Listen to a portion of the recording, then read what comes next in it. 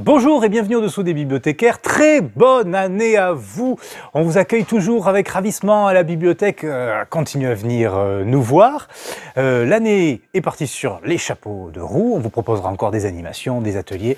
Vous avez été présents pendant les fêtes aussi à nos différentes animations. On en est très heureux et très satisfaits. J'espère que vous avez pris plaisir à toutes ces propositions. Et j'avais envie de vous partager mon dernier coup de cœur que j'ai lu du coup pendant les fêtes. Oui, souvent on lit pas mal là. Et c'est un roman qui est paru pendant cette année, enfin pendant l'année dernière, qui s'appelle Paillasse, dans le ventre de Troie. Alors c'est un roman plutôt destination du young adulte, pour lequel j'ai pris vraiment un grand plaisir. J'aime beaucoup la revisite des mythes antiques, la revisite de la guerre de Troie, tout ça, parce que je trouve que c'est vraiment un matériau qui est hyper riche, avec lequel on peut jouer en fait de façon infinie. Donc ça c'était le premier point, revenir un petit peu dans cette origine-là, de cette mythologie. Vous avez peut-être vu qu'on vous avait lu l'Odyssée d'Homère. Vous pouvez le retrouver en podcast quelque part par là, on vous le met sur la vidéo. Alors Paillasse, qu'est-ce que c'est? Eh bien c'est déjà une réécriture, ça c'est pas hyper original, plutôt des mythes avec un point de vue assez féministe, c'est-à-dire qu'on a les femmes qui sont les protagonistes principaux du roman. Et dans celui-là, c'est essentiellement Hésione de Troie, qui est restée célèbre dans les mythes pour être la fille du roi de Troie qui va être donnée aux monstres marins qui n'arrêtent pas d'attaquer la mer autour de Troie, qui va être attaché au mur et qui va être délivré par Héraclès. Donc ça, c'est le mythe un petit peu central. Et à partir de ça, on va déployer toute une histoire qui, en fait, nous prouve que les origines de la guerre de Troie sont un petit peu différentes. Et bien là, chapeau. Il fallait oser.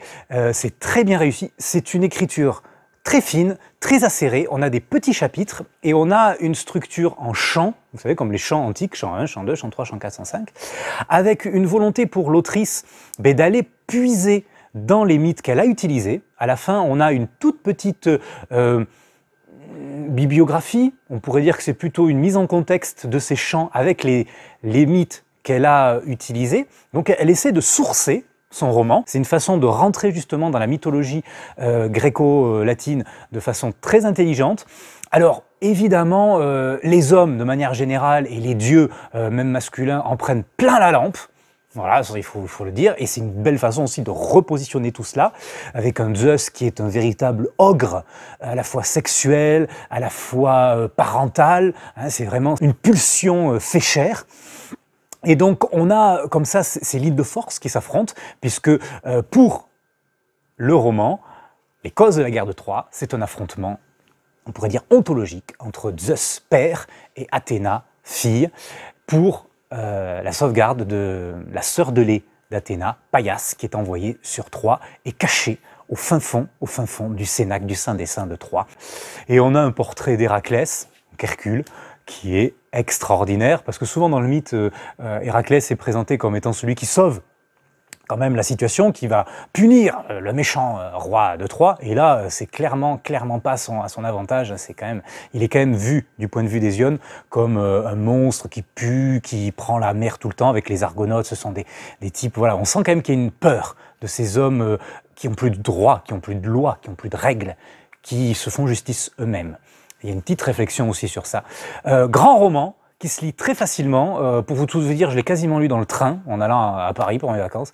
Donc, délicieux. Paillasse dans le ventre de Troie, ça va être une trilogie.